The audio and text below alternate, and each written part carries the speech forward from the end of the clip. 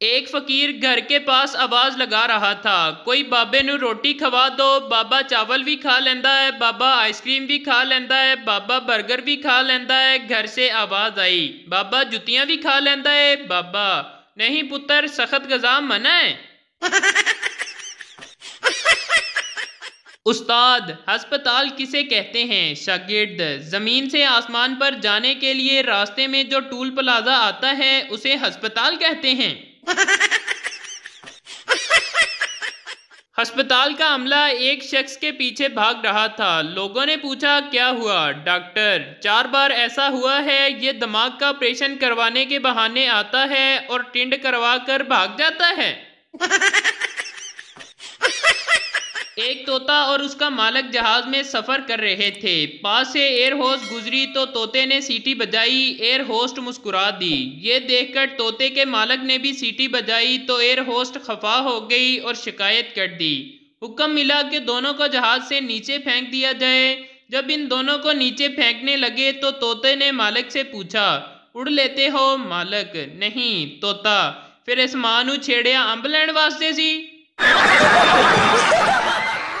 एक मिरासी फौज में भर्ती हो गया। 2 दिन बाद ही जंग शुरू हो गई तो मरासी के हेलमेट पर गोली लग गई। मरासी गन फेंक कर भाग आया और बोला, अक्लमंद के लिए इशारा ही काफी है। बबलू, जब मैं सूट पहनकर सब्जी लेने जाऊं तो दुकानदार मुझे सब्जी महंगी देता है, मगर जब पुराने कपड़े पहनकर जाऊं तो सब्जी सस्ती मिल जाती है। पप्पू, हाथ में प्याला पकड़कर जाया करो, सब्जी बिल्कुल मुफ्त में मिल जाया करेगी। वो कौम जिसकी मादरी जुबान पंजाबी हो, कौमी जुबान उर्दू हो, दफ्तरी जुबान अंग्रेजी हो, दीनी जुबान अरबी हो, कौमी तराना फारसी में हो और फिल्में हिंदी देखते हो, उनसे तरक्की की उम्मीद रखना ऐसे ही है जैसे कट्टे से दूध की उम्मीद रखना। एक औरत का शोहर गुम हो गया। वो अपनी पड़ोसन के साथ थाने में रिपोर्ट दर्ज करवाने गई। दरियाफ्त करने पर उसने शोहर का हुलिया बताया, गोरा रंग, लंबा कद, हैंडसम, उम्र 25 साल। पड़ोसन ने सरगोशी में कहा कि झूठ क्यों बोल रही हो?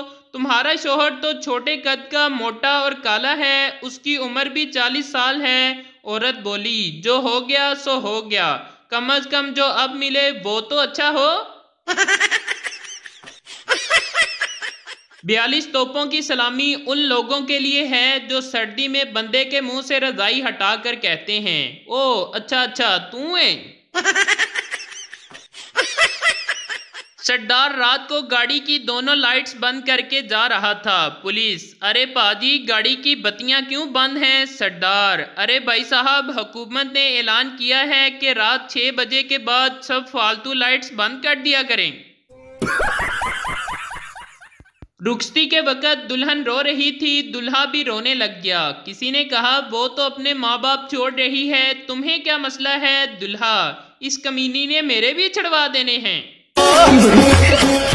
एक 60 साला औरत ने अखबार में इश्तिहार दिया कि मुझे रिश्ते की ज़रूरत है। 2 दिन बाद खत मिला कि अम्मा आप फे लगाना भूल गई हैं, आपको रिश्ते की नहीं फरिश्ते की ज़रूरत है।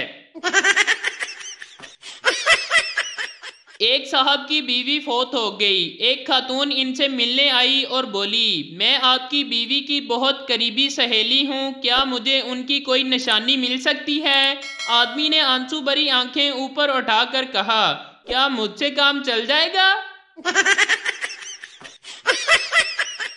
बीवी शराबी शोहर को ठीक करने के लिए काला लिबास पहनकर खड़ी हो गई। शोहर, तुम कौन हो? बीवी, मैं चुड़ैल हूँ। शोहर, ओ अच्छा अच्छा, हाथ मिला, मैं तेरी बहन का शोहर हूँ। एक सियासतदान ने आना था तो रोड से तमाम रेडी वालों को हटाया गया, मगर एक सरदार वहीं खड़ा रहा। एक पुलिस वाला आया और बोला, चल सरदार, रेडी हटा। सरदार, ओ खोचा ध्यान से, हम भी अपने इलाके का MPW है। पुलिस वाला, सॉरी सर, मगर MPW का क्या मतलब होता है? सरदार, ओ खाना खराब, MPW का मतलब होता है मूंगफली बेचने वाला। टीचर, जो बेवकूफ है खड़ा हो जाए। कुछ देर कोई ना खड़ा हुआ तो पप्पू खड़ा हो गया। टीचर, क्या तुम बेवकूफ हो? पप्पू, नहीं मिस, आप अकेली खड़ी थी, मुझे अच्छा नहीं लगा। एक सरदार के दोनों कान जल गए। डॉक्टर, सरदार जी आपके दोनों कान कैसे जले? सरदार, ओ जी मैं कपड़े इस्त्री कर रहा था कि कॉल आ गई और मैंने गलती से फोन की जगह इस्त्री कान से लगा ली।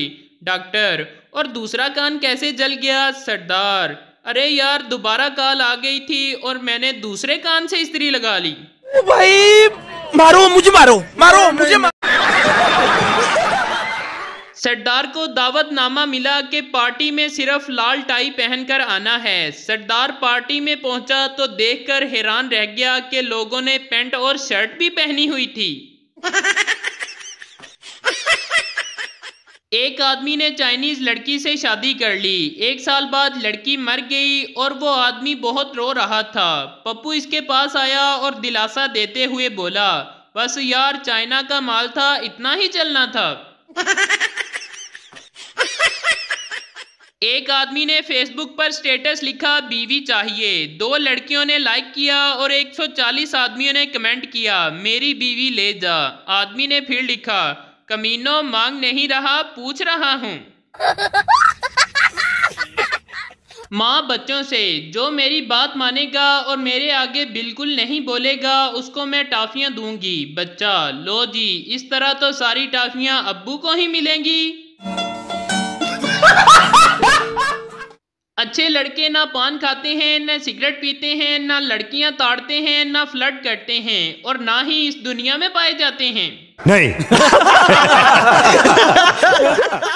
आज मैं बहुत बोर हो रहा था, समझ में नहीं आ रहा था क्या करूं। फिर मैंने बेगम को बांदरी बोल दिया। माशाल्लाह तब से बहुत रौनक लगी हुई है।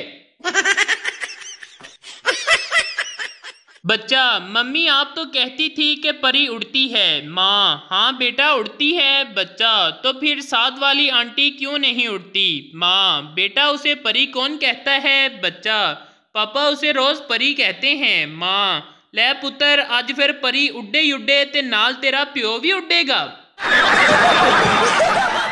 शौहर बाथरूम में गया और नहाने के बाद आवाज लगाई, अरे सुनो जरा तौलिया दे देना। बीवी चिल्लाते हुए बोली, हमेशा बिना तौलिए के नहाने चले जाते हो, अब मैं चाय बनाऊं या तौलिया दूं? बुनियान भी धोकर नल पर टांग देते हो, वो भी मैं ही उठाऊं? नहाने के बाद वाइपर भी नहीं चलाते, कल लाइट भी खुली छोड़ दी थी तुमने। गीले गीले बाहर निकलोगे तो पूरे घर में गीले पैरों के निशान बना दोगे, फिर इस पर मट्टी पड़ेगी तो सब जगह गंदगी हो जाएगी। एक बार नौकरानी इस पर फिसल गई थी, फिर 3 दिनों तक नहीं आई थी। मेरा क्या हाल हुआ था काम कर करके। शौहर बेचारा वॉशरूम में खड़ा खड़ा दिल ही दिल में सोच रहा था, यार साला नहा के गलती कर दी या शादी करके। एक आदमी रेलवे में नौकरी का इंटरव्यू दे रहा था। ऑफिसर, 2 गाड़ियां एक ही लाइन पर आ रही हों तो तुम क्या करोगे? आदमी, कांटा बदल दूंगा। ऑफिसर, अगर कांटा खराब हो तो क्या करोगे? आदमी, लाइन पर खड़ा होकर लाल कपड़ा हिलाऊंगा। ऑफिसर, अगर ड्राइवर नहीं देख रहा तो फिर क्या करोगे? आदमी, मुसाफिरों पर चीखूंगा कि जंजीर खींच दें। ऑफिसर, मुसाफिर भरे हैं। आदमी, फिर मैं अपनी फुफ्फो को ले आऊँगा। ऑफिसर हैरान होकर, क्या तुम्हारी फुफ्फो बहुत ताकतवर हैं? आदमी, नहीं नहीं, उन्हें ट्रेनों की टक्कर देखने का बहुत शौक है।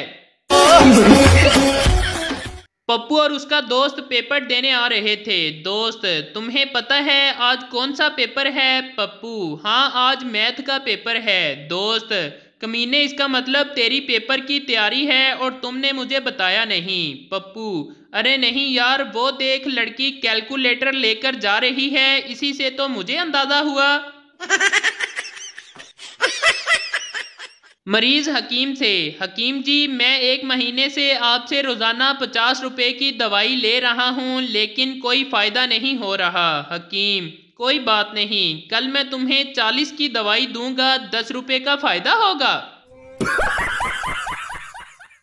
डॉक्टर, आपकी बीवी के 3 दांत निकालने पड़ेंगे, फीस 2000 रुपये होगी। शौहर, आप दांतों के साथ जुबान भी निकाल दें तो मैं 2000 की बजाय 5000 दूंगा।